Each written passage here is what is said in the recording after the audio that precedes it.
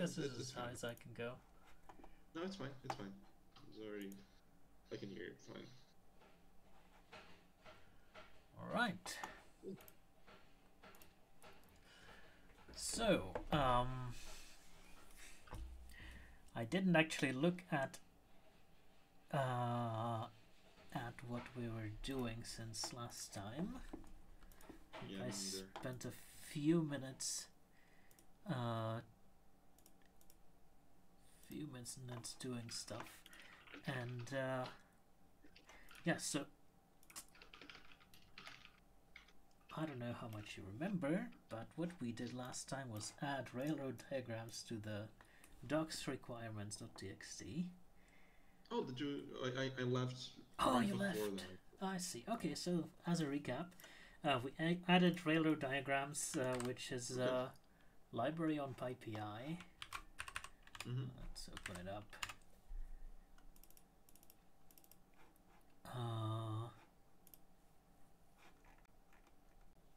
That does these. And yeah, I remember those. And then I went to the grammar snippet directive in the PySpecific Sphinx plugin for CPython. So this is the grammar snippet directive, and I fumbled around with the Sphinx and docutils, which are confusingly documented and have confusing, at least to me, have some confusing behavior.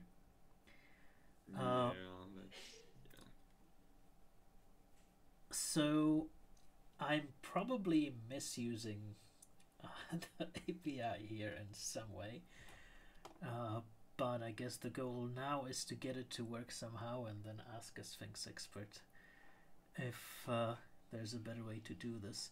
So the grammar snippet directive currently looks for things like this, which are generated by the tool. So this is the input for the tool. There's some these are basically comments. Okay.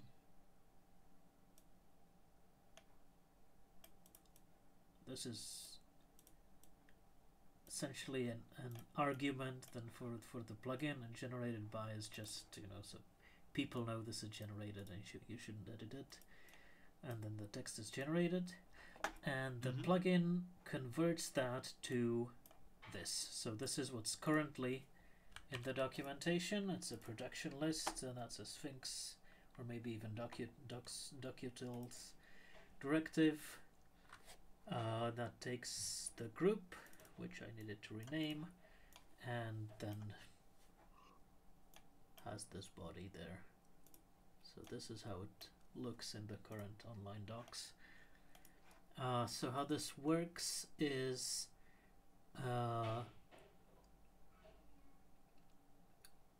it basically takes self.content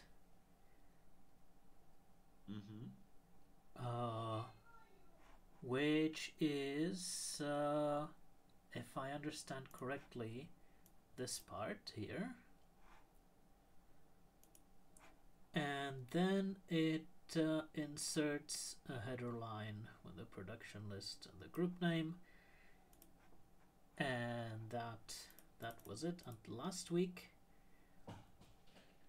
Well, okay, and then it does some nested parse so that it can return some results. Yeah, so there's a nested parse, and last week I added these lines at the end of the content.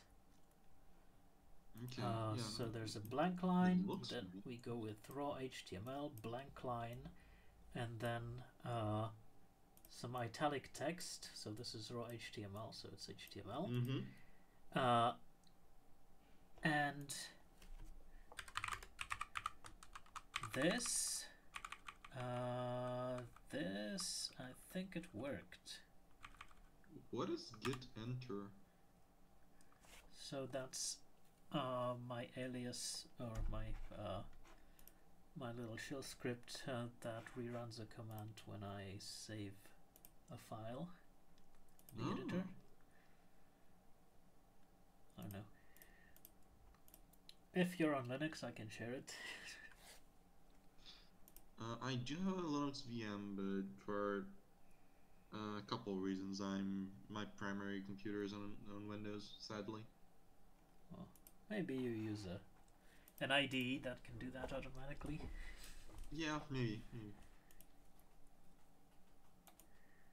Alright, so when I did that, let me open up the render documentation.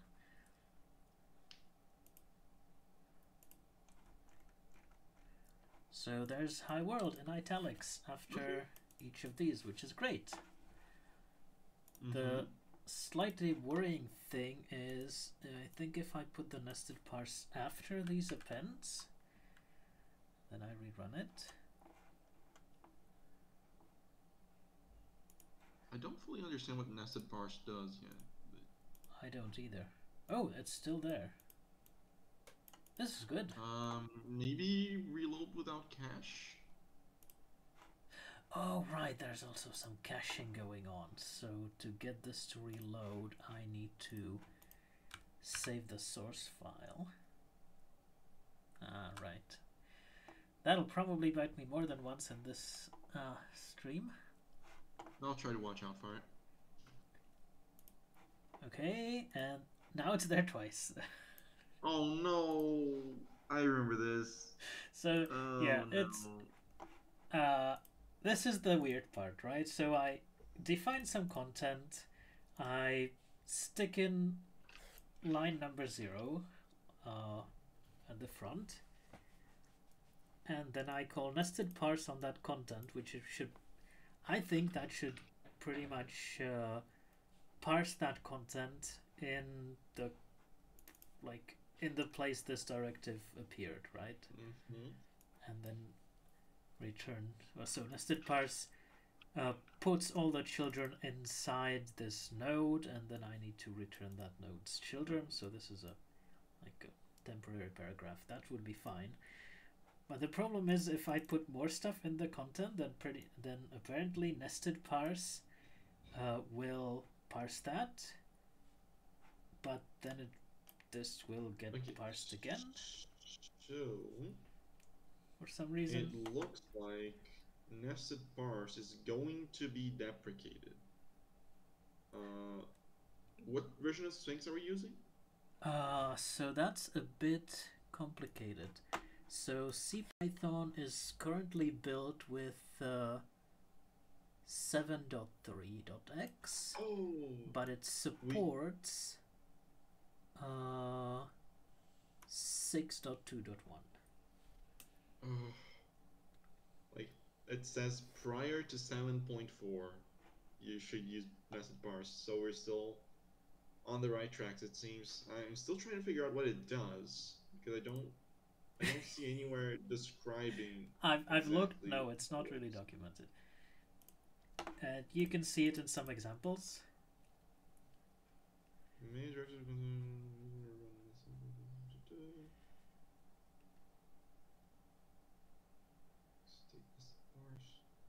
There seems to be okay, what is this 0 there? Does it say? This 0? In the nested parse? Yeah. So insert. So sub.content is a subclass of list. So insert. No, I know. I meant the other. I meant the 0 in the nested parse. Oh, this one. I have no idea. Because there is a snippet with where it passes another variable there, and could you share the URL? Does the variable name? Do the parameter names help at all? The what? The parameter names help at all? I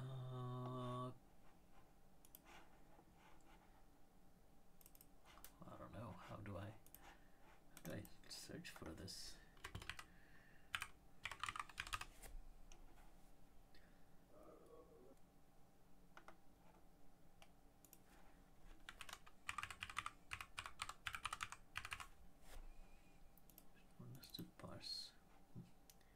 okay, hang on. I found a blog post describing exactly what we want to do.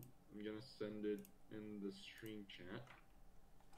I'm still reading it, so I don't know if it's any good, but I wanted to share that I found something. Oh, okay.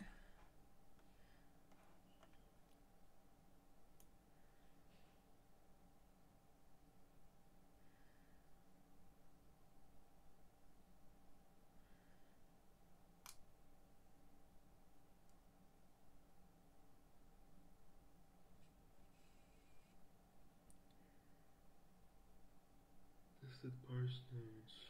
I still don't understand what it does. To run method constructs a sparse string calls add line.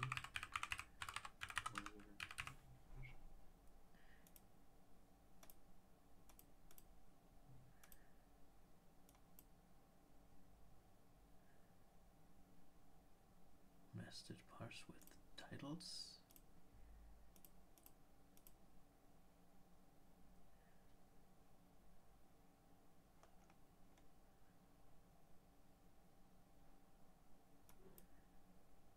I don't know.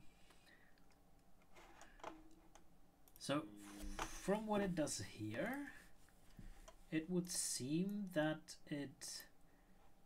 So there are some references to like the position in the document, like content offset, and there's some state machine, and this is like a hack on top of that. Much all I gathered too. So I guess nested parse like inserts this content into the current document and then parses it probably. So when I it leaves the state at the end of that content. So when this is appended there, I guess the rest of Sphinx starts out there or something like that. Yeah, like what I'm seeing is that, you know what, that maybe, hang on, I think you're supposed to use, I clicked away from your stream for some reason. I think you're supposed to, can you go back to code, please? Yeah, thank you. So I think you're supposed to have these content appends inside a separate add line method, or add line. Is it text add line? I don't know. I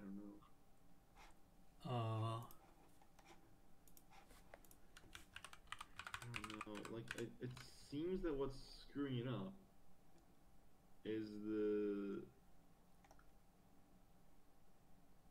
we're bypassing the state machine, right? We're doing it straight in the run. No, but this one's this one's the example. It works. And there's that can't be it.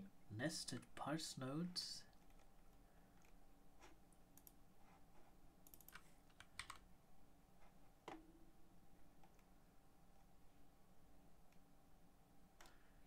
Okay, so there's parse content to nodes, which is new in 7.4. And that's probably exactly what we want to do. Yeah. Stress nested parse nodes with content. But I don't think we can really re-implement that in earlier versions of Sphinx. I don't know. So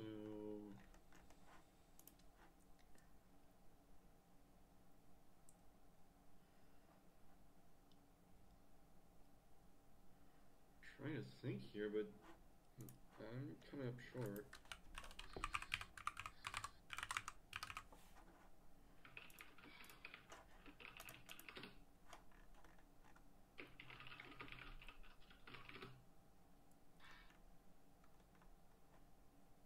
I assume you found the Sphinx doc page on extending syntax?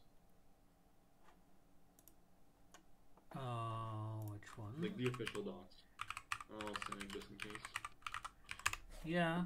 Again, I haven't. Yeah, I assumed as much. Just want to make sure.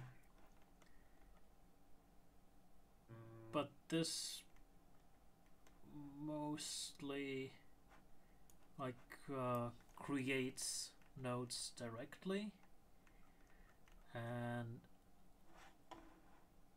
that doesn't really give me a good way to turn this production list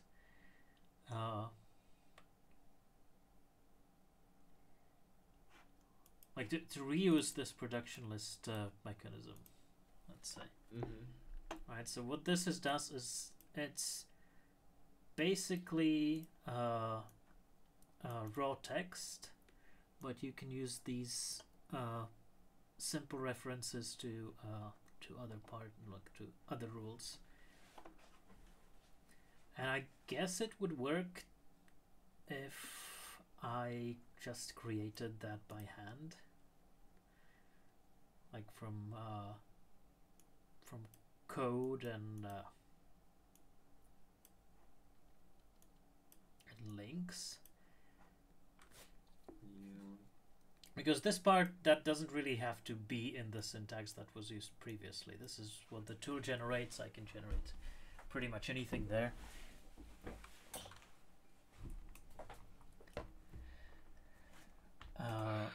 And then the plugin could convert that into nodes. But for the time being, I'm just using this. This is, by the way, not perfect, because this symbol that Sphinx has hardwired for the production list is really strange. Now we could just use a single column. No, it's just weird. I mean, why do you use so many symbols here? I mean, if it would be a formal grammar, these pipe characters would be slashes instead, because they have different meanings in different kinds of grammar. Yeah. So it would be best if this was as similar to this grammar as possible, and this just uses a colon. Also, this can have like the name of the rule on one line and then everything else following it. Okay, so I think I finally understand why it's called nested parse.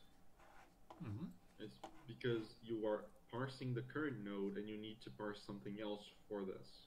Right, yes. So this is basically an eval. Yeah. Okay, I was not grabbing that part. That was flying straight over my head. Okay. Yeah, basically I get this, and I want to grab this part, prefix it with this header, and parse that as if that was what's what's in the file. Okay.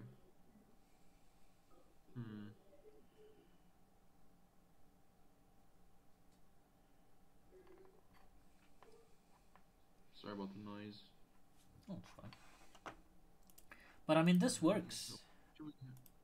This works, but it works twice. Why does it work twice? It works twice if I move the nested parse to the bottom. If I call nested parse and then do append, then it works fine. And I have no idea why, but it does work fine. I think... Hang on, can you go back to the code? Let me maximize it. Where do I maximize it? Okay, so you are... I think it's because you are... I think it's because self.content is a special list. It's not just any list, right? Oh, yeah. So you are... So when you give nested something to nested parse, I think it automatically appends it to self.content. No, and then since that does not include anything, and then you append directly, it only appears once. Okay, but so let's do this experiment. Uh, You want to copy the list, no reference. aha. Yeah. So first I'll do this refactoring, just so we have something working to go back to. Okay, now I have to save this. Now that works as before. Okay. Oh, we have some errors. Oh, I left it. oh yeah, Leave a self here.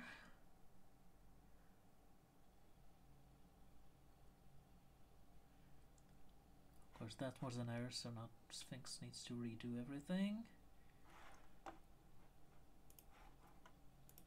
Okay, so this works. And now, if I convert this to list, then of course I cannot use the source argument, which is like extra.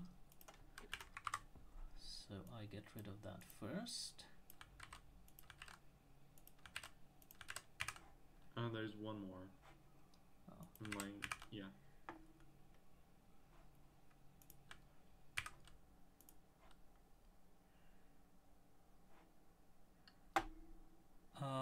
And now it says list object has no attribute parent. Crap. Yes, Okay. exactly. Okay, so what if we we do a little finagling and we do like type of self.content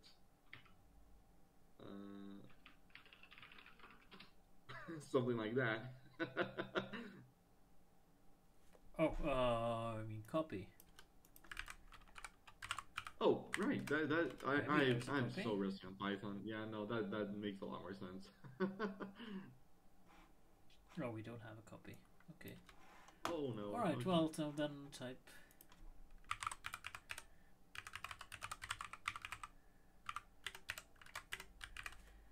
Hopefully this works. Inserting non-view list with no source given. Oh, now I need to put the source back now. Oh. Huh. I mean, why do you subclass list and then require an extra argument? That should have been a separate class. Yep. Okay, so save that just to be sure.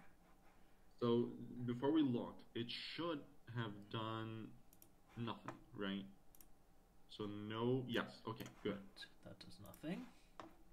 Now try putting the parse below yes.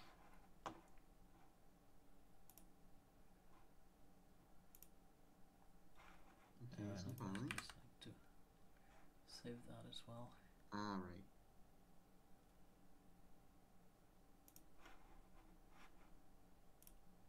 Oh, there Yes! we go. That was it. You That figured it out. Okay. Thank you. No worries, no worries. I'm just glad we figured it out. All right. Okay, so now get rid of that self.content abomination, so we can actually write sensible code. How we're gonna go about this? I guess if we're gonna we need the self parse. How are we gonna? Can you print what type self.content is? Sure. That's can the view list or something. You can also print what it has. Thank you.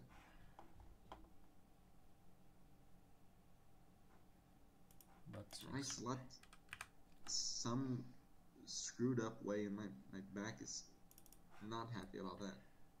Alright, so it's a Docketal state machine string list. Docketal state machine string list. Okay. I don't think you're supposed to use that directly.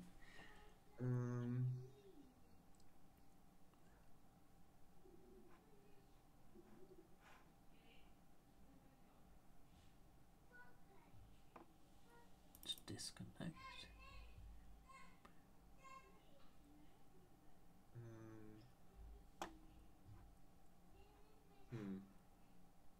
There doesn't seem to be any way to create a new one of these. Can you add these together? Like add one of these to a regular list? I don't think so, right? Because there's own source. Yeah, probably not. Is there documentation for it? Like there's one paragraph, and that's giving it credit. I can post it here. Oh. Huh. Break link between this list and parent list. Huh. Huh. Info, offset, source, trim, and trim start. That really, that really should get a copy. I believe they don't let us copy it. Oh. Okay, so what can we do? Slices of view list object are child list linked to their parents. Changes made to the child list also affect the parent. A child list is effectively a view. So that makes sense. Changes to parent lists do not affect active child lists. Ah, okay.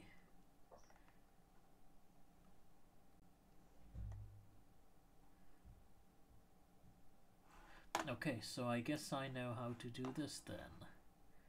I create a copy like this, and then I disconnect.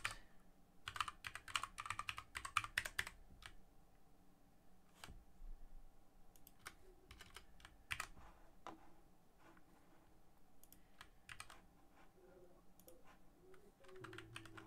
got a message. We need to know if it's from the. No, it's not.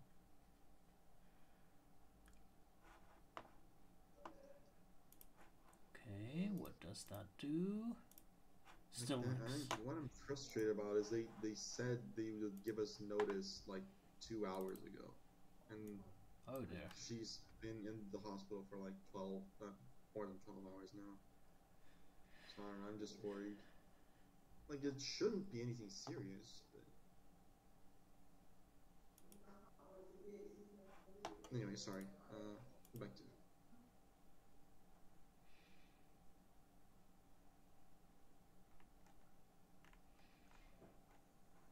What can we do to... well, we have disconnect, so we need to take a copy and then disconnect the copy. Wait, so we can't take a copy? We take a full slice.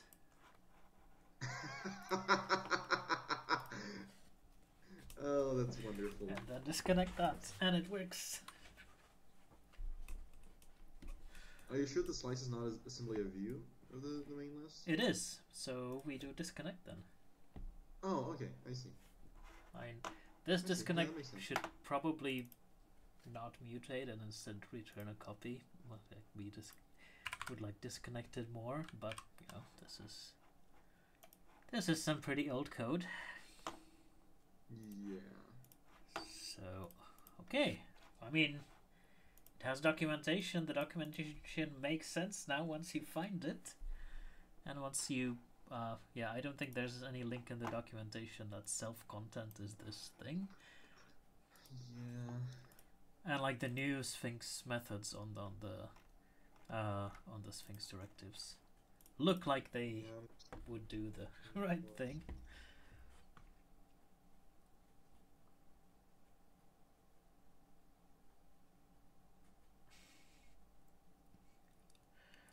All right.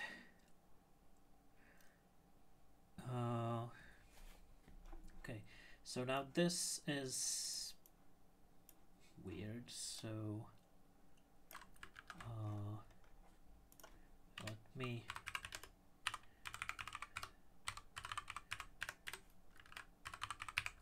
add a helper here.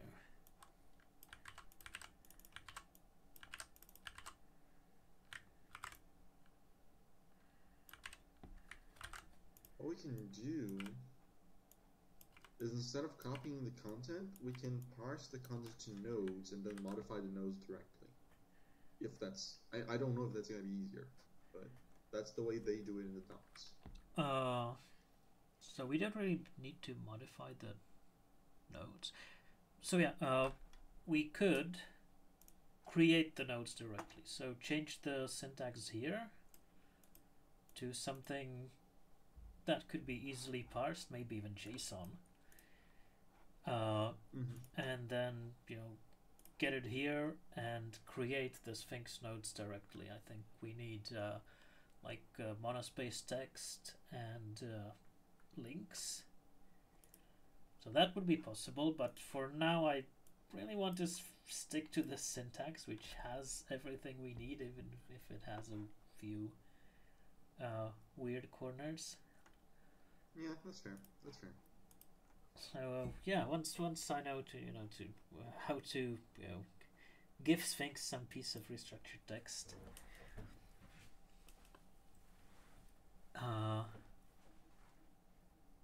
That's good. Maybe be a loop even, right?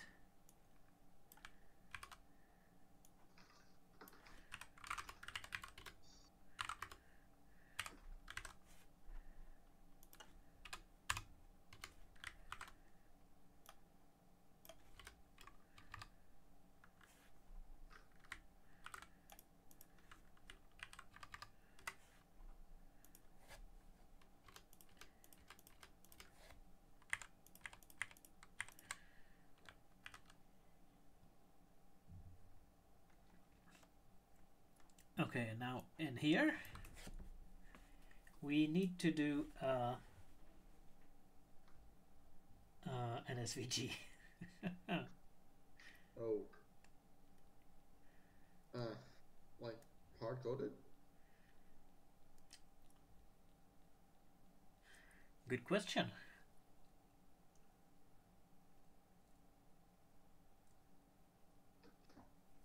So what? Right. So yeah. You need to include an image, maybe generate images.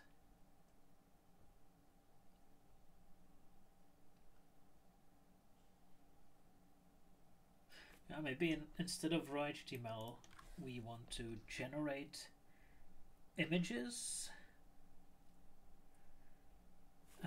Put them in the docs directory, and here do whatever you do in restructured text to include an image.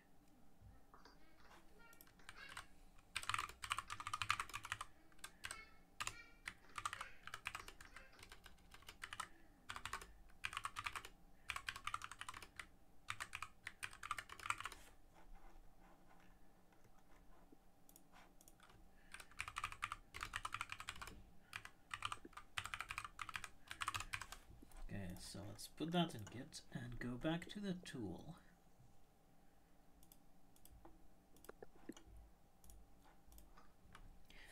And now we... Oh, hello, Blaze. Hey, good morning, guys. I'm sorry. Keep on. So... I'm well. I'm just looking up. Yeah, so basically what we spent half an hour doing is adding this piece of restructured text to a Sphinx directive, which now works. Figuring out why was I twice. So apparently self.content that's so cool.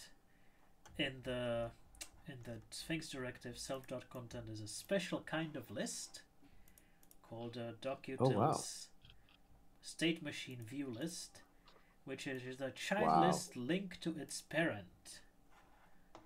So when you append something to it, it messes up the original document.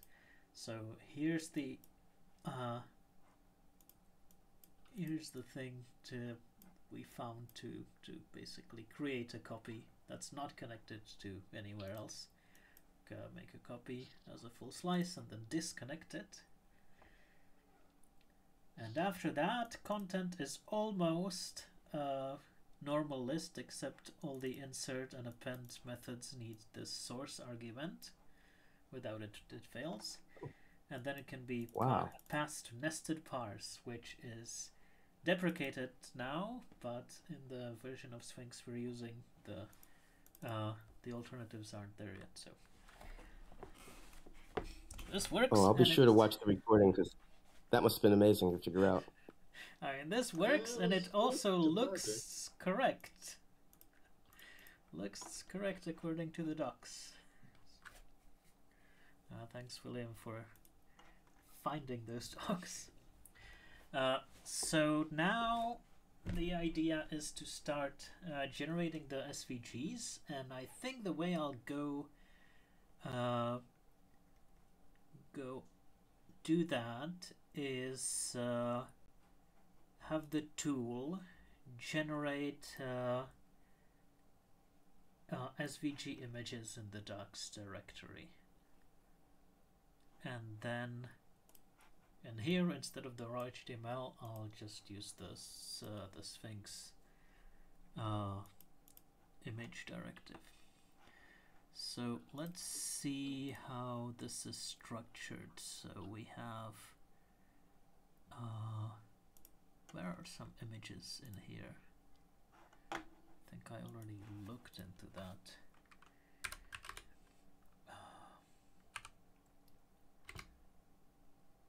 We have PNGs, doc. Yeah, looks like images are just directly in the directory with the document that uses them. So I'll add a new argument to the tools parser here. Image directory. And it'll be optional.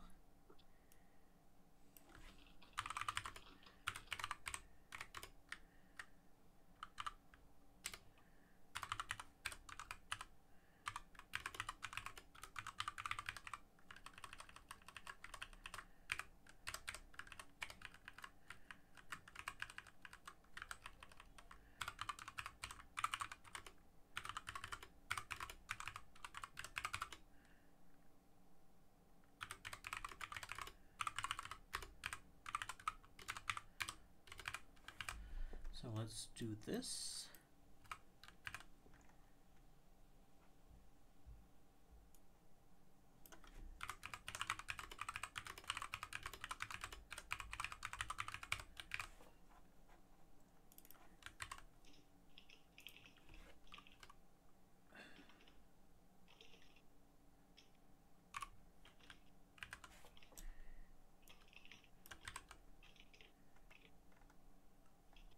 That's a good name, but let's go with that.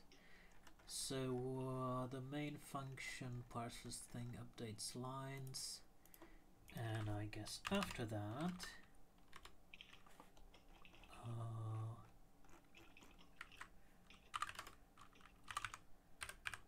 if we have an image directory, then we generate diagrams. And to generate diagrams, we probably need the rules.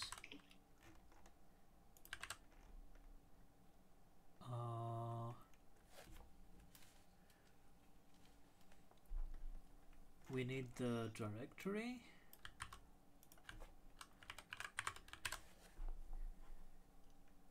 And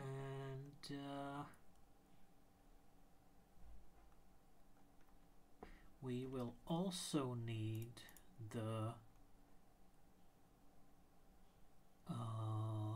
top level rules. We'll need this, right? And we'll probably want to generate one SVG diagram for all of the rules here, all of these. which will need some information we don't really have in the main function yet. So this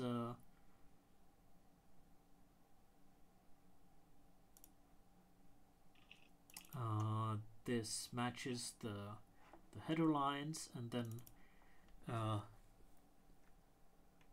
takes each rule individually, and then when the files are generated, it will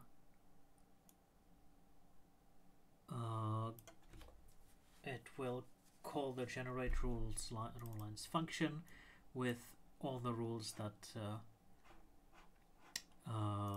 that should go in this part. To generate the images, we will want pretty much tuples of the rules that need to be grouped together. And we can probably, for all of these, generate an image called mapping pattern.svg, which would then be added after this. Does that make sense? Seems good so far. Yeah. Right. I wonder if that will re-implement some of the generate rule lines. We'll see. So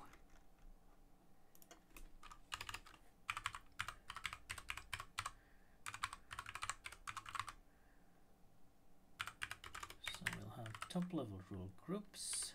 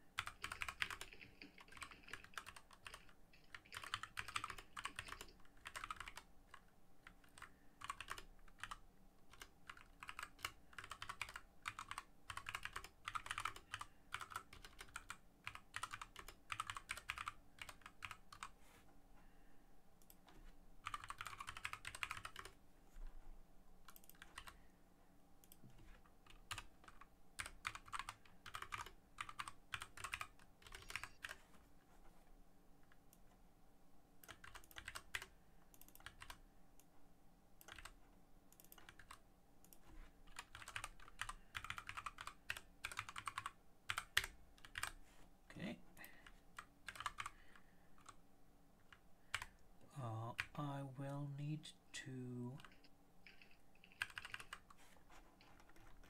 add this image directory to my invocation, and I want to put the images in doc reference diagrams or right row diagrams.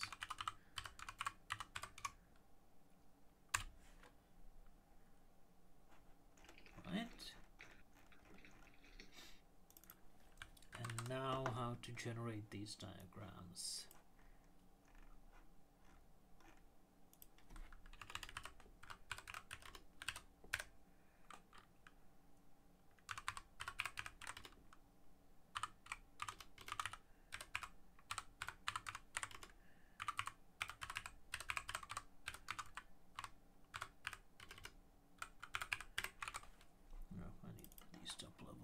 Groups as well.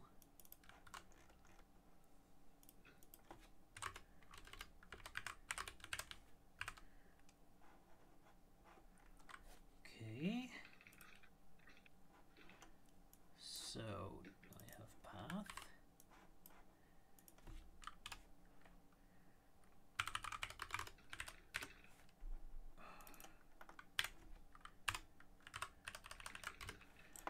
So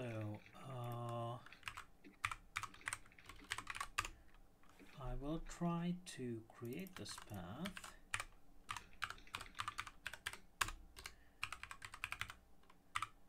And if that doesn't work, what is the exception that will throw?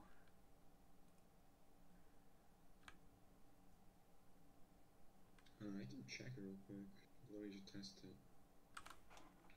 Or did I put it in the wrong place?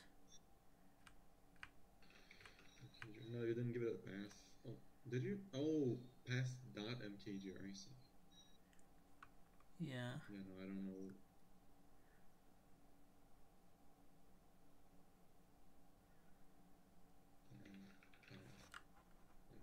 Checked.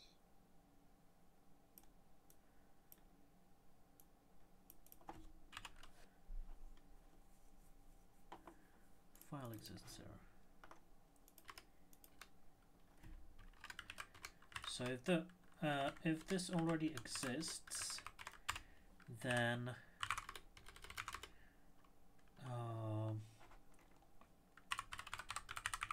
for each path in all the SVGs in here,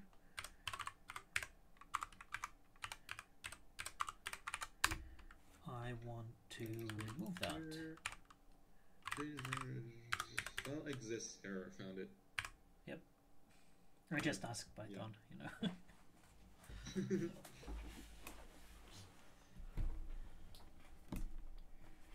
Why does...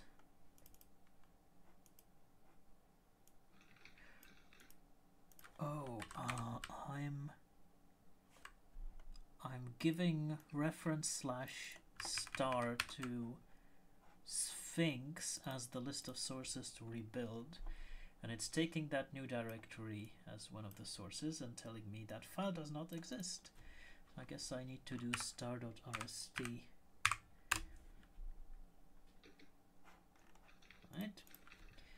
So this will clear out the directory in case the grammar changes and one of the rules disappears, or if this order changes, then the old SVGs won't be kept around. And then I go for each group in these top level groups, and I use the library.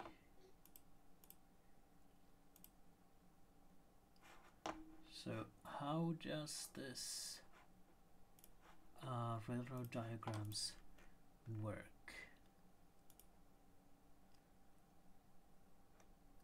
From railroad, import diagram and choice, do some kind of diagram, and then write SVG. So okay, let's do that.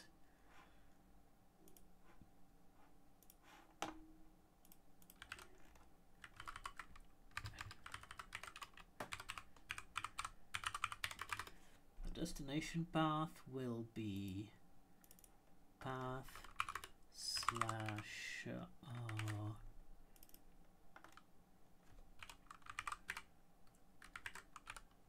this. The import, let's do that import in this function, so that when we're not generating the diagrams, we don't need the extra dependency. Okay, so small intermission. It looks like we're supposed to use a view list, the class view list, instead of the one we're using. I forgot which one for content. View list seems to be the user user side. This seems to be a more implementation side of things. This one? Oh, this is view list. Okay. It is. Yeah, no, never mind. I thought it was another name. Never mind now. Not bad. And there's also a string list. Oh, I guess it was. Yeah, oh, yeah, it was string list, right? String list has some interesting methods on it. I see. Info. Nothing. Oh, get text block. Strip indent. Well, this one doesn't have stripped indent. But that's useful, because that's pretty much what we're doing here. No, that's adding indent. Okay, so lunch is ready, and I need to be ready for whenever they call. So I have to cut this short. Sorry, I would like to stay more, but I can't. No problem. So, And I see Blaze dropped out. yeah. Sorry, I'm gonna carry on. Please continue. I have to step away. Yeah. Okay. Same thing, room. Sorry about this. Yeah, I'll see you next week. No problem. See you next week.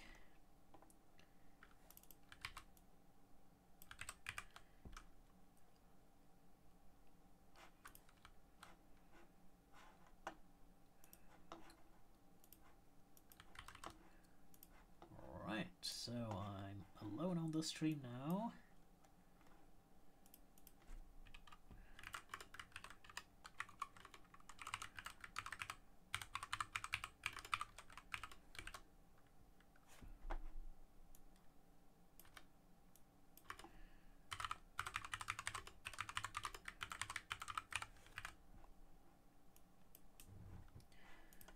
And I guess I need to install this railroad diagrams library.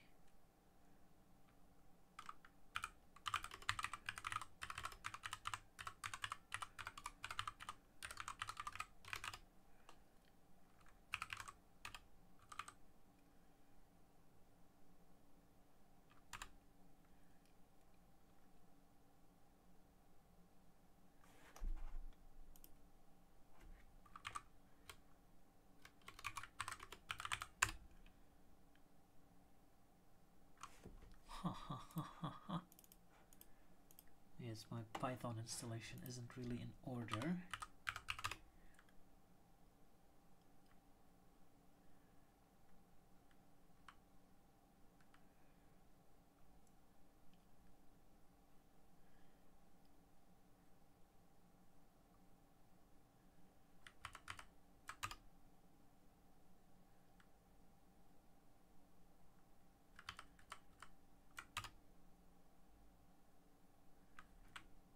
Go.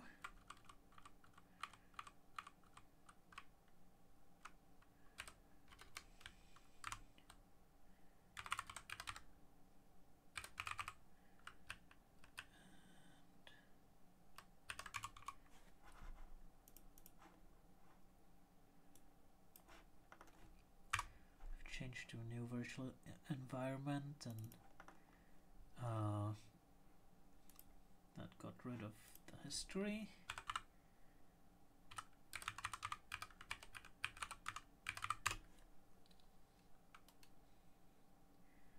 But I think I'm on the right path now.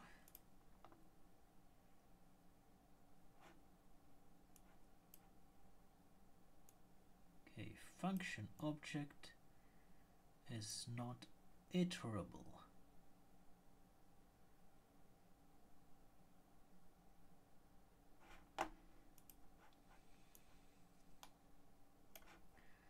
Let's print what we're doing.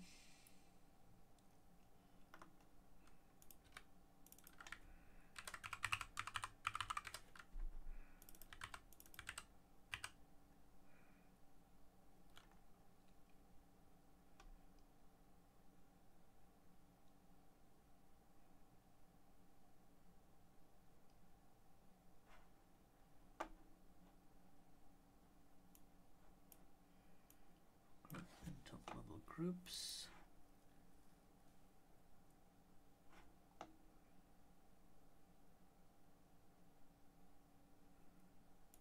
Switchy test path. What? Why did I put paths generate diagrams instead of this top level rule groups?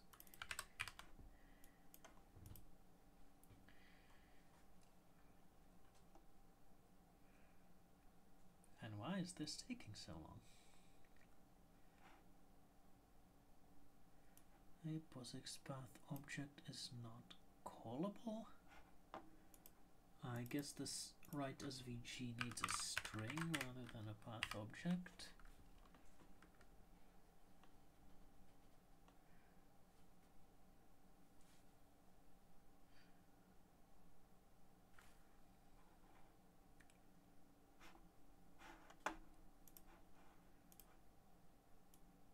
Oh, it needs a function.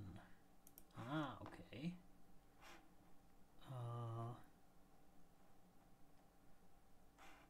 Alright. So I need to open this test path.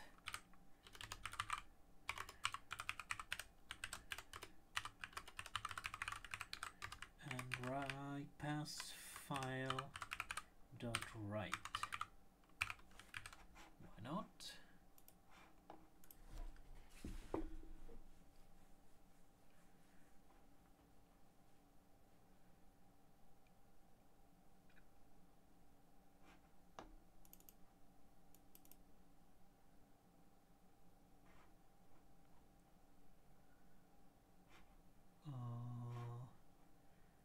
Okay, I didn't want this.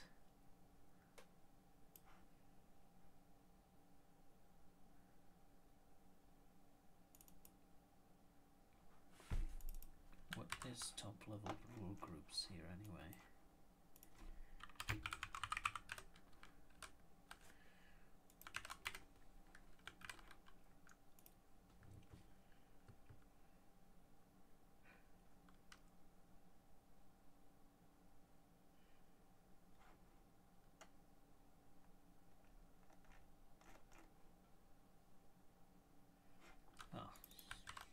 Use a different name inside the function. And something's taking a lot of time here.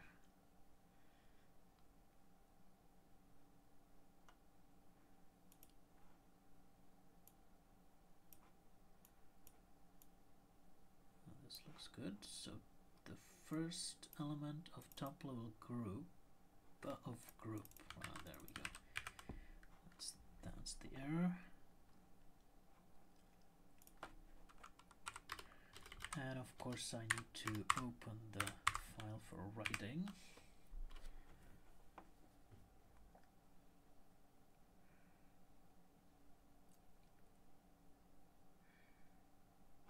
Okay, they're all generated here.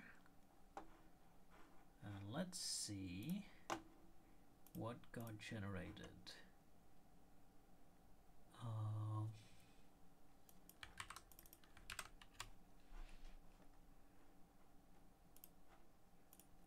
Diagrams, there's argument.svg.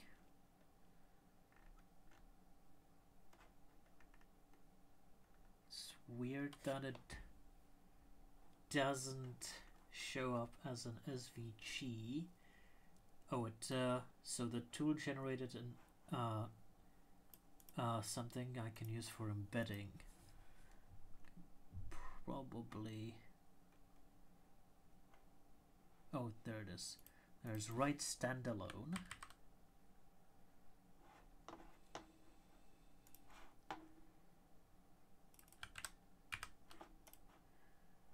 Instead of write SVG, I put in write standalone, which should, if it works, generate a nice little railroad diagram. Perfect. Like that output. So, but this should be for arguments, not for this this example here. So let's see how to do that. So this generate rule lines function has some mechanism that figures out all the rules we want to document, and this basically tells this basically takes rule names are the rules we were asked to document. Top level rule names are all the top level rule names from all the documents. Then there's a debug flag. So this part would probably work best as a separate function. So this part takes the rules we're asked to document and figures out rule names to generate, which adds some extra that are referenced from the ones we want. So let's put this in a separate function.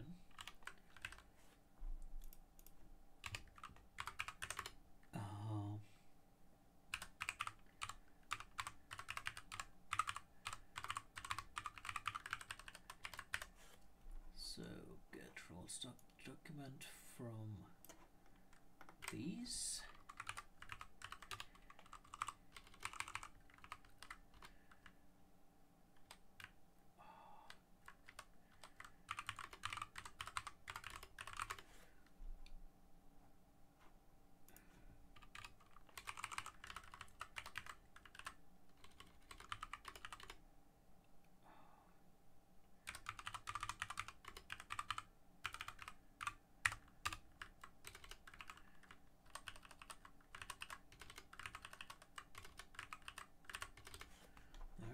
I hope that rule names to generate is the only output of this function.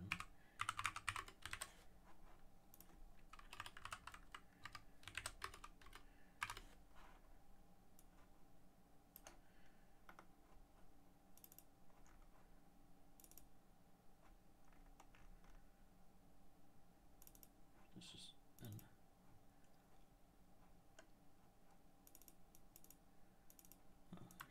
unused variable.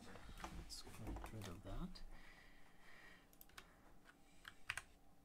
Alright, so this should work and it should not result in any diff.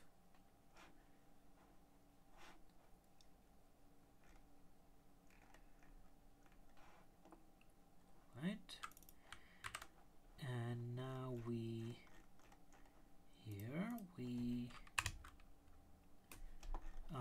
pretty much do the same thing. We get the rule names to generate. So we need the rules, we need the rule names, that's our group here. Top level rule names, we don't really have that. We can pass that as an additional argument.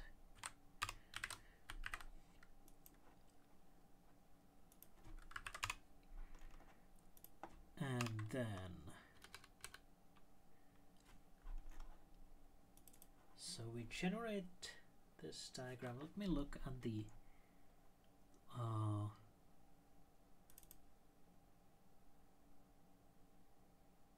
right, so this is a diagram that makes a sequence of foo and then bar and bus. So let me take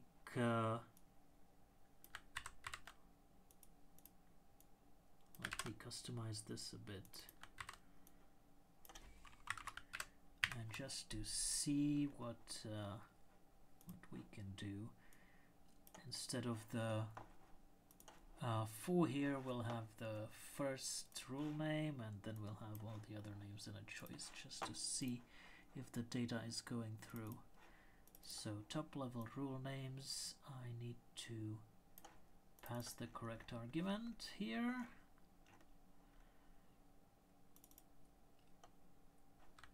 Top level rules. Oh, it takes a set.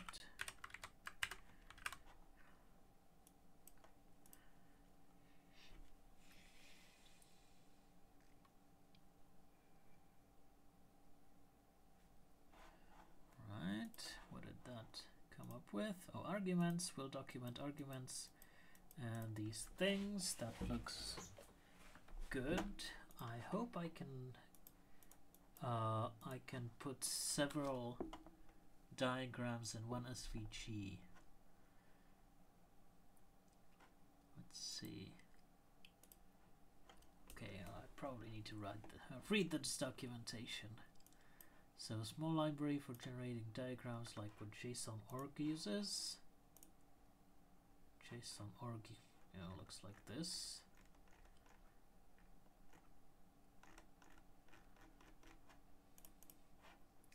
With both JS and Python ports. This is the README for the Python port. Alright, here's an example. we have a diagram object, takes some formatting. We'll definitely want to look into that later. We can pass CSS none if we don't want that. There's a type, a simple,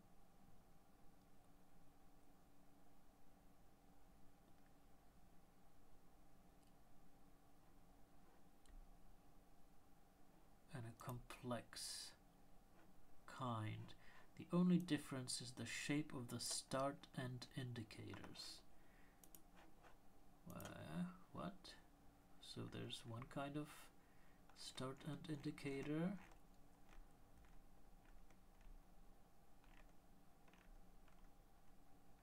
and I don't see any other one.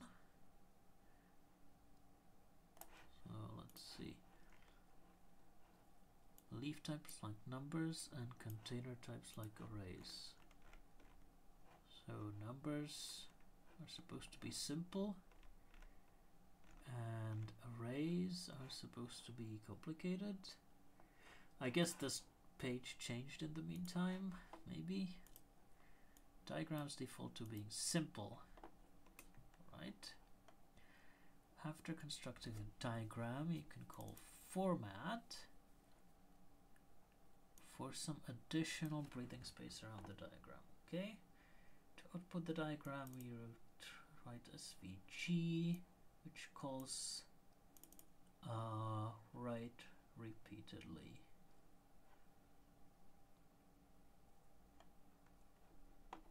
Alright, write standalone works as well. Includes the CSS in there. If you need to walk the component tree, there's walk. Okay. Now components are either leaves or containers. Right. There are containers.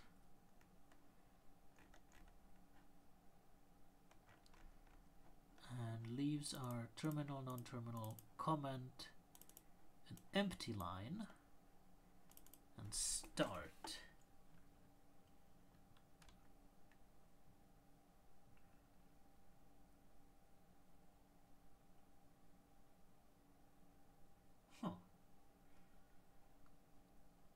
So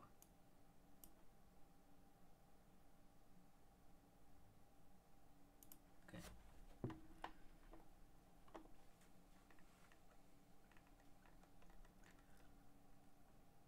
I wonder if I can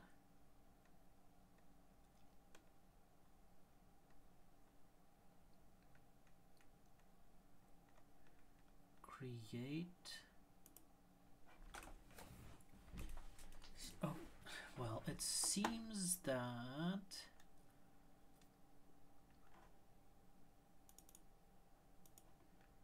I can only put one diagram in each image. So if I have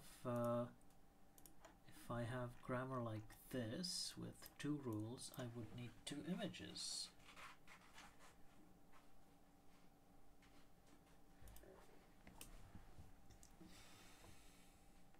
Okay, it's a bit of a complication. So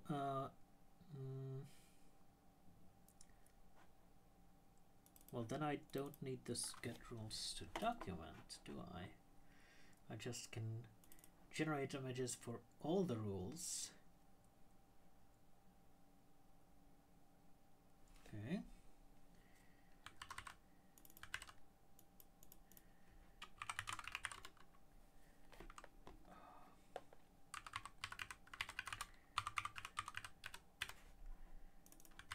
So we don't have group anymore.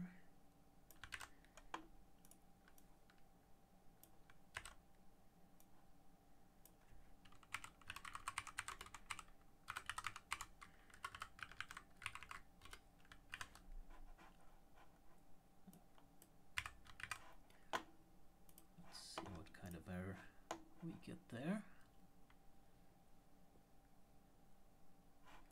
So that generated a lot of SVGs, which is probably exactly what we want. And this one for arguments has the arguments in it, so let's see what we can do further. Where am I looking at here? Alright, so the start, that looks interesting. So there's a start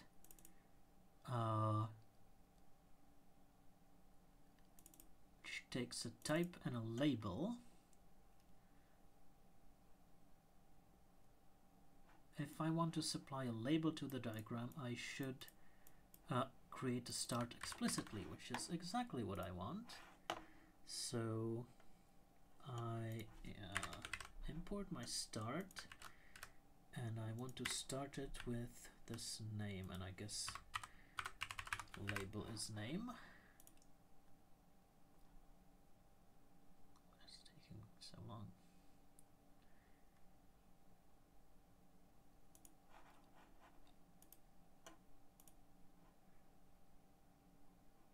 Okay, that looks reasonable.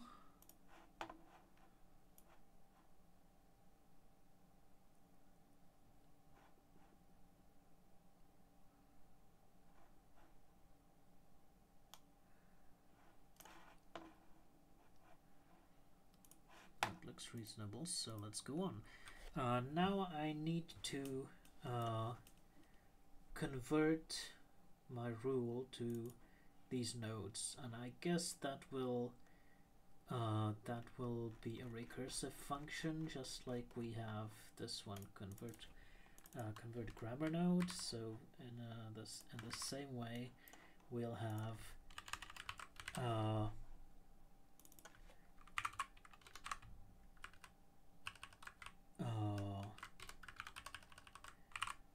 node to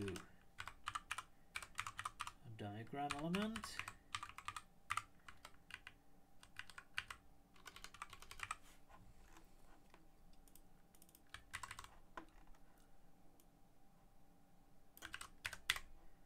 And that will be this, well, call it node. Alright, so we match the node, and as a fallback,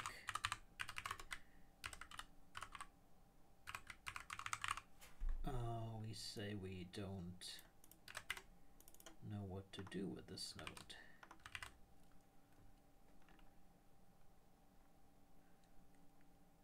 Simplification is taking quite a lot of time now. I guess it's the simplification. So value errors, we don't know what to do with a sequence. Okay.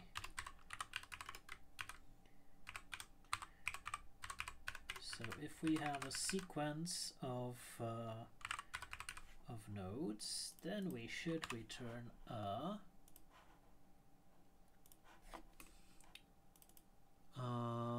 railroad sequence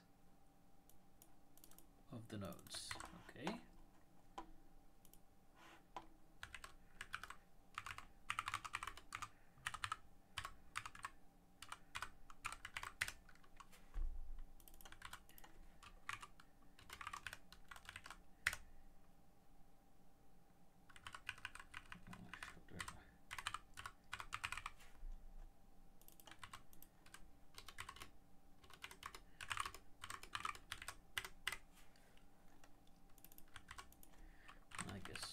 Import the module here, we'll want to pass it in.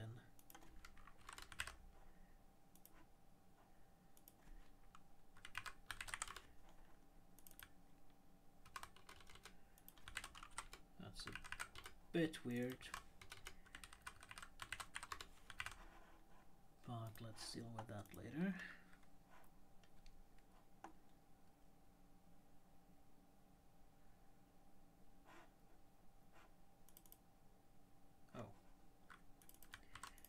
To import all of railroad.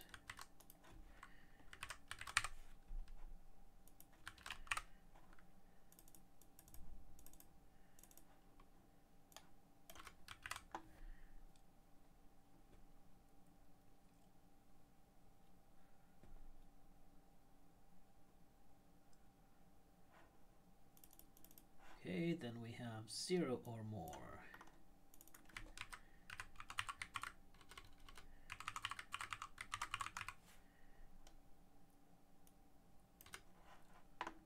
That has an only child, so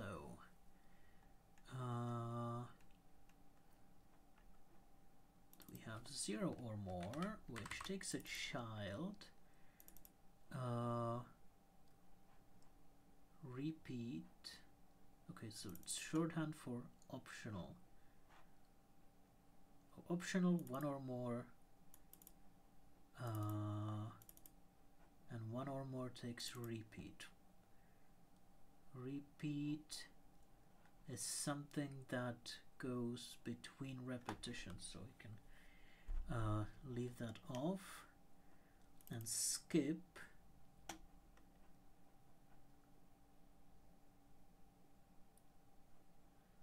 if skip is true, then it'll look like the default is a straight line path.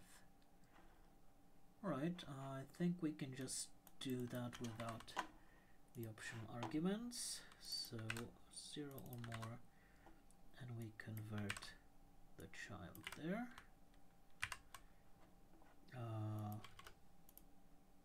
Like that.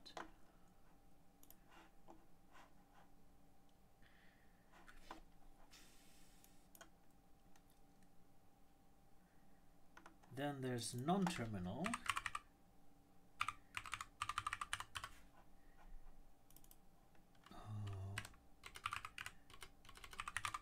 Which has some kind of name, and that would be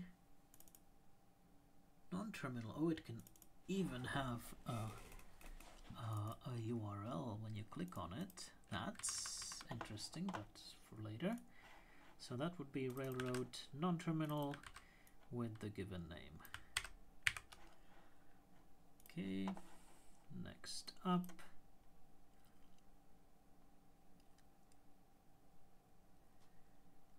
Symbolic token. I think we can treat. No, let's.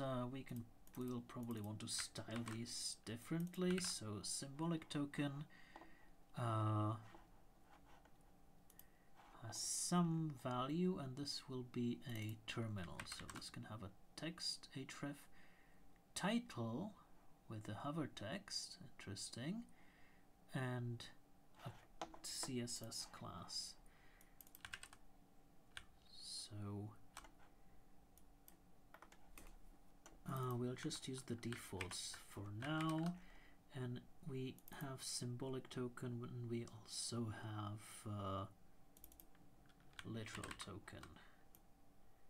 So let's do both here, not wait for the error. I guess we also have 1 or more.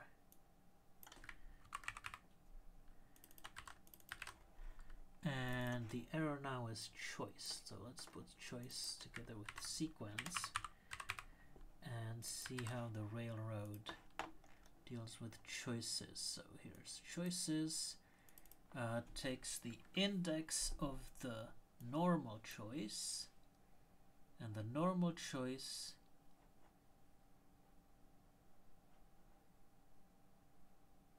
should go in the middle.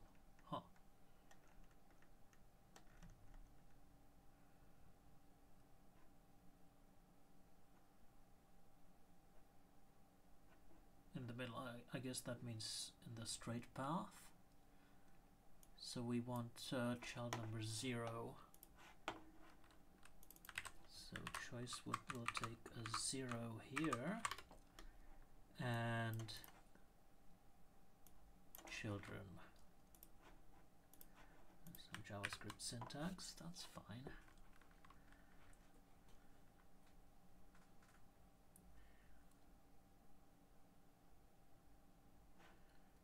Optional. Okay, how does railroad call optional? Oh, just optional.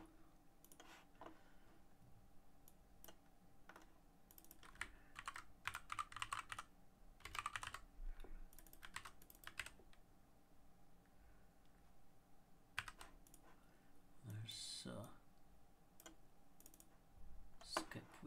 we don't really want. Okay, and then we have gather, which is special. Gather is one or more with a repeat in this library. So,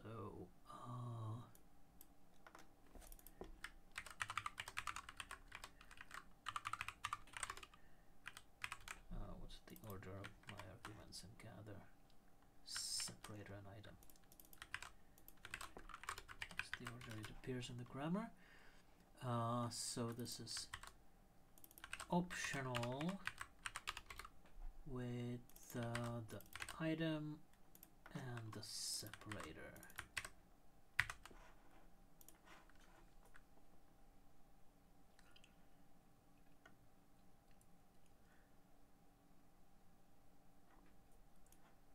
Okay, positive look ahead. Not sure how positive look ahead. So positive look ahead should probably. So from the things we have here, positive look ahead is probably best represented by this group. Group sort of looks like a comment. It would be better if this was like outside the actual tree. But, well, at least for the initial implementation, let's use a group and label it with positive look ahead.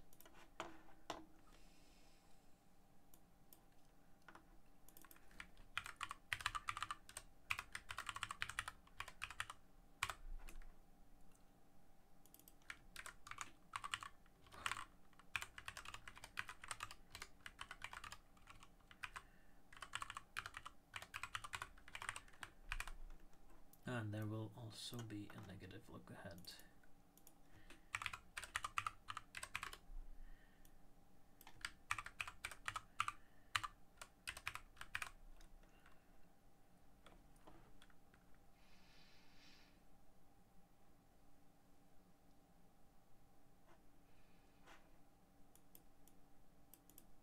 Ooh.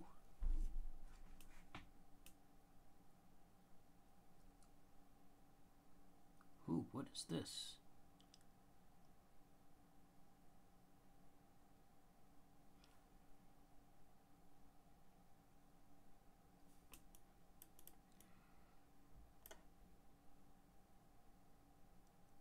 Oh, this one's wait.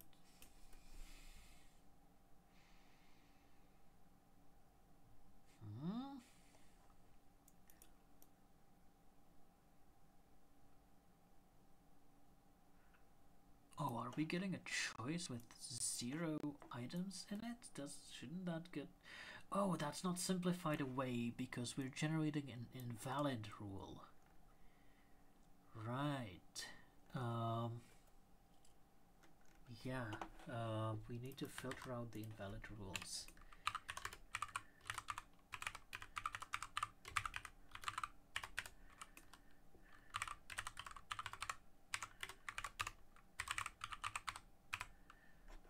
So apparently the invalid rule somehow ended up with a choice that has 0 children, and now the railroad diagram library is complaining that the 0 doesn't correspond to any of the children because there are no children.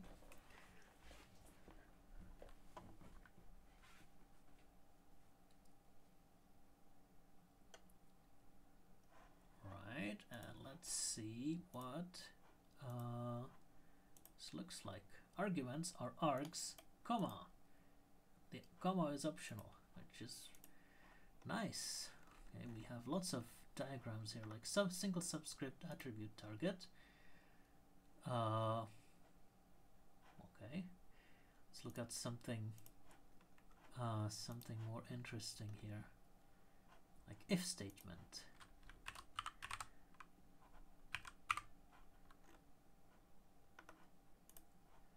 Okay, if named expression, that doesn't look that interesting actually.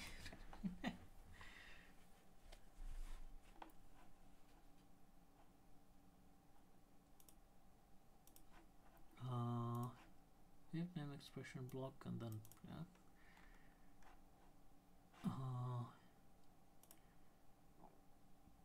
Where should I look for something more interesting? Function definitions, maybe. The star etc. That looks. Star etc. That looks interesting. Okay. That looks weird.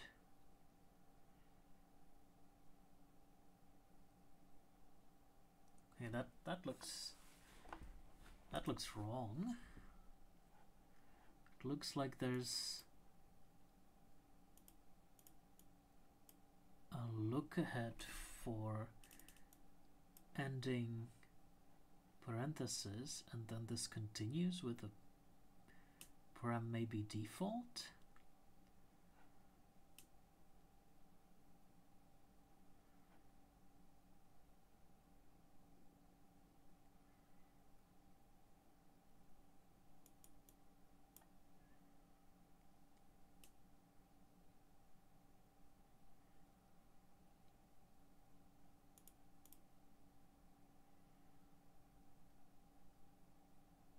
Oh no, this is a look ahead.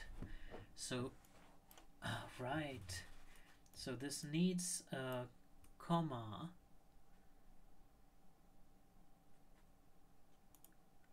after it, or it needs basically everything else here to be skipped, so that the closing print is next. This is very confusing, but it's also very confusing in the grammar itself, so I don't really blame the diagramming tool for that. Let's look at parameters. That's interesting.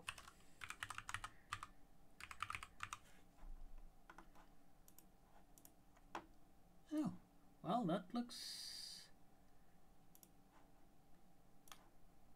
Well, this is just scary, but this one looks like it might be reasonable. It's still quite confusing. The Python parameter syntax, at least formally, is just quite tangled. There's slash no default, param no default, param with default, star etc. Maybe this could be simplified with this optional sequence thingy the diagramming library gives us. So there could be a line from the beginning right to here to the param with default, instead of like having it here. I can skip this whole thing and go right there. Same with the star etc here. Yeah. Right, but it looks like the diagrams are generated successfully. So let's put this thing into Git.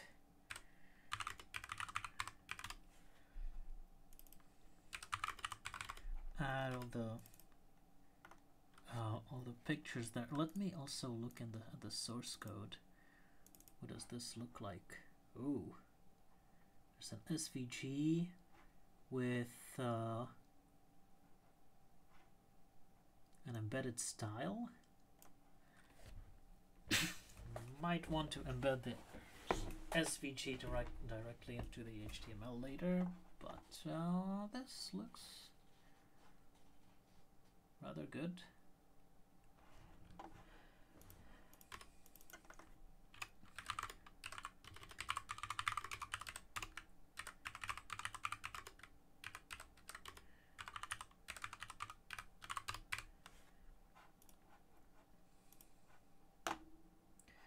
Okay, and now the next part is putting the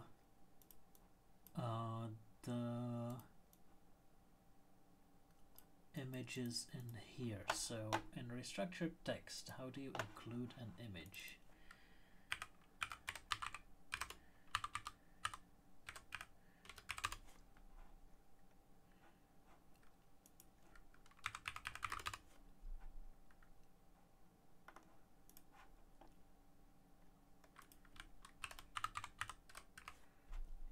images. Okay, dotted image.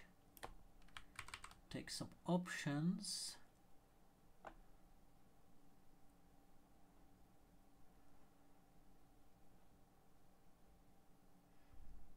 Oh, Sphinx allows an asterisk for images.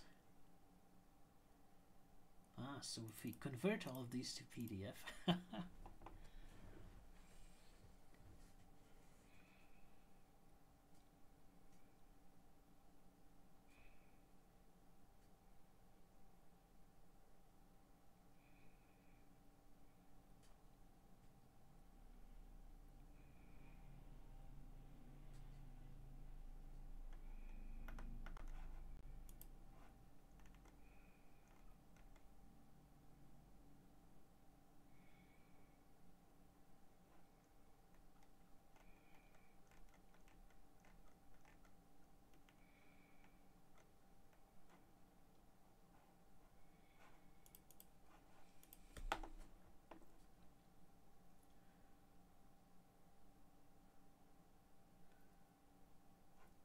Relative to the source file. Okay. So we want to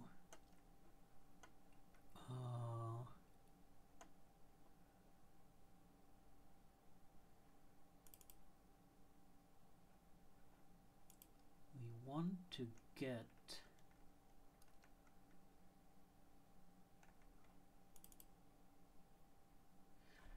the argument.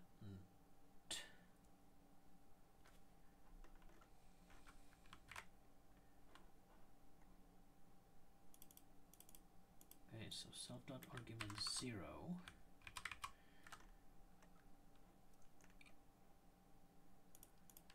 So this would be for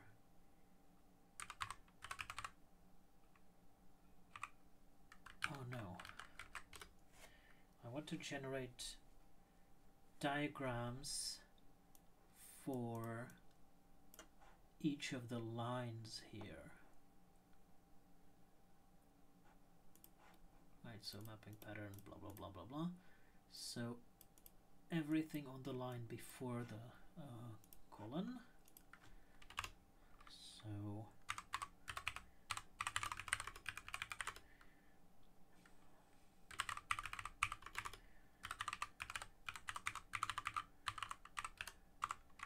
partition the line on the column, everything on the left of the column will be in this rule name, and I append that to new list.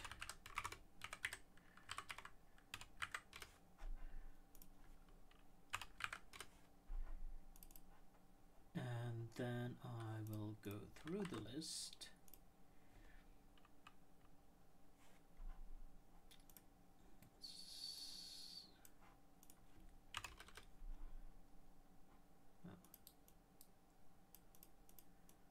Also organizing the code a bit.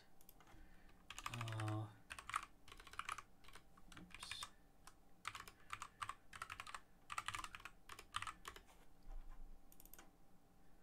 Through the list again, and I want to append an empty line, and then I want to append a dot. What was this? Image. Double colon, and that will be diagrams / this rule name dot svg. Okay, let's make that an f string and see if that does anything.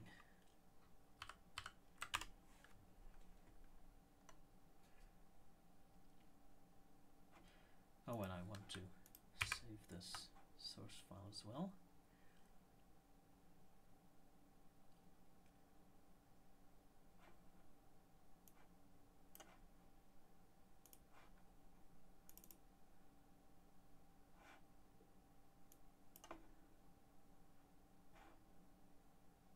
What?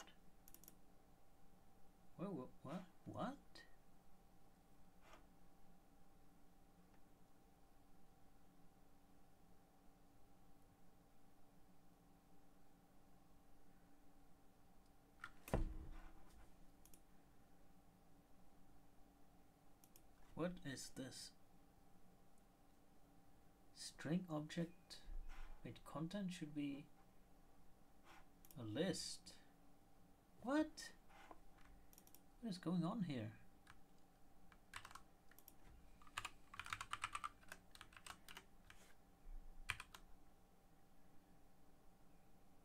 Oh,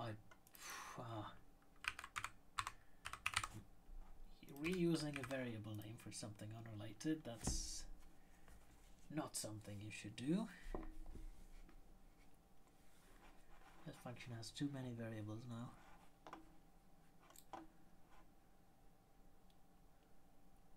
Okay, copying images. Ah, it copied all the images. Is this all of them? That does. Oh, maybe it's only the ones with a very long file name, so it wrapped. Okay, let's see. Ta-da! Mapping pattern, items pattern, double star pattern. This looks pretty good. Oh, Sphinx also made the image smaller.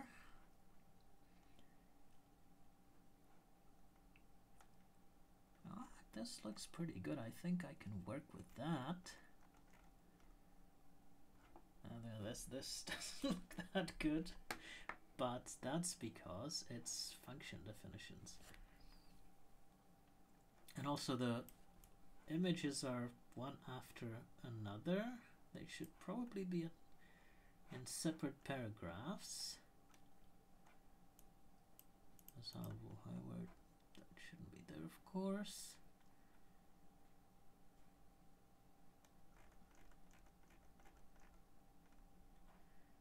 Okay, well, there's a lot of work to be done.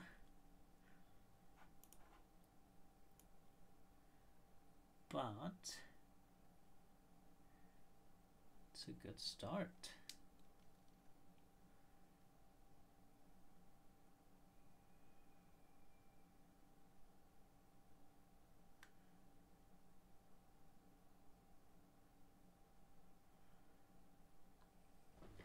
Maybe these things should be formatted a bit differently than the text representation. Like I can see the type param getting inlined in here if it only appears once.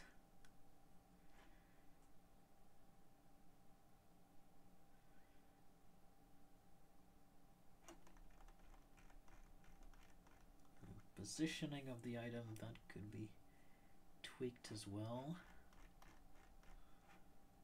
Let's take a look at everything here.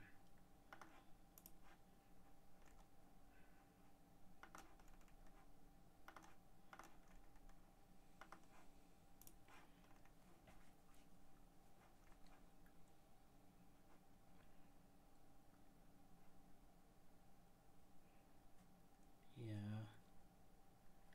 the expressions in here. You know, maybe inlining would help.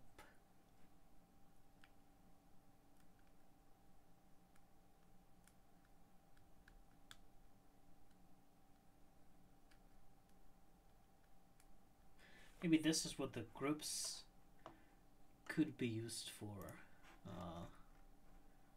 If we have this group, we could put this little diagram in here and just call it expressions. Oh, there's so much to do. So many ideas now that I see the actual diagrams on here.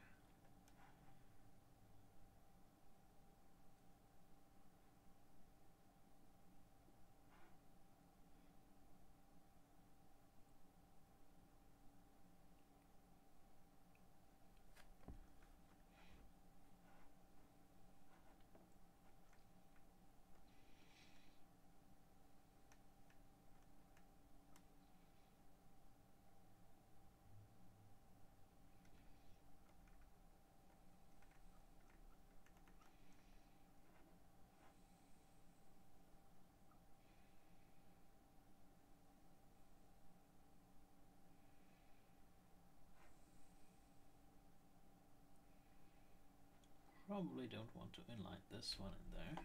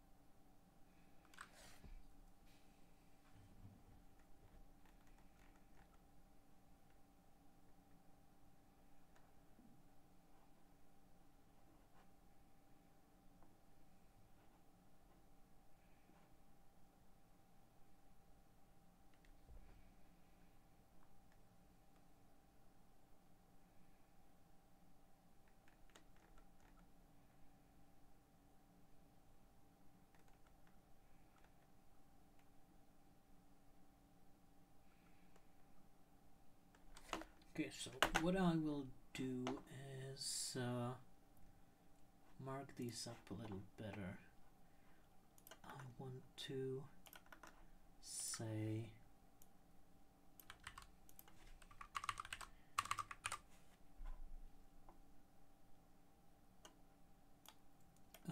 I want to put the rule name in as text before the image.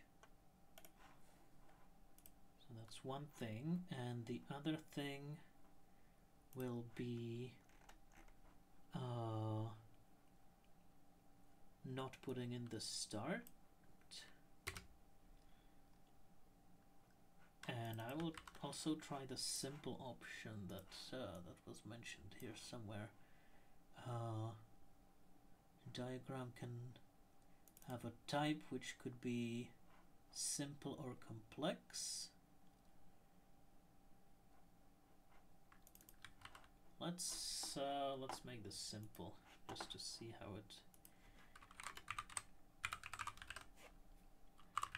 that's styled.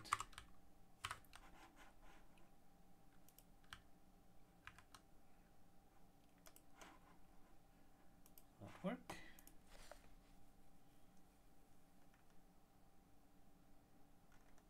Well, I guess all the SVGs got a bit smaller.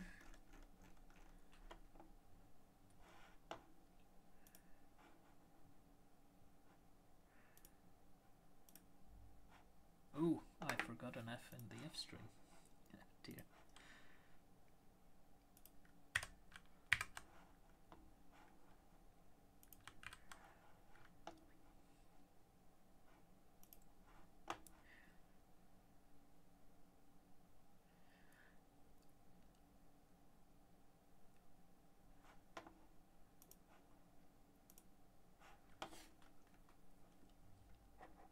Okay, that's a bit better, and I guess the images won't run into each other. They'll be nicely spaced like that.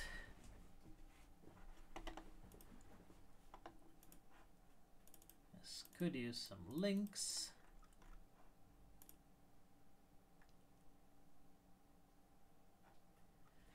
Oh, but overall, I think this is the effect we wanted. Negative look ahead. That'll still be a problem. Okay, I think it's time to wrap this up. Call this a success for the day. Put it all in Git. Let's see what actually changed. All the SVGs changed. Oh, there's one more thing. And that's remove this row here. I wonder what Sphinx will do for like the LaTeX builder, which can't run read SVGs. Let's see if there's documentation for that.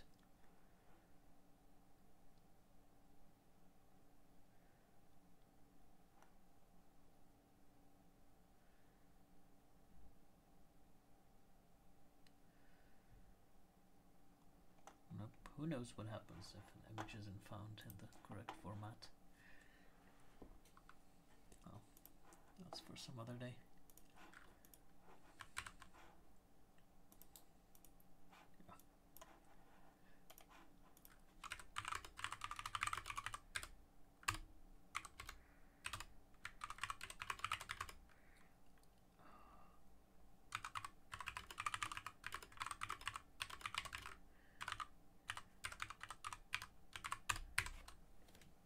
Right, so that's it for today.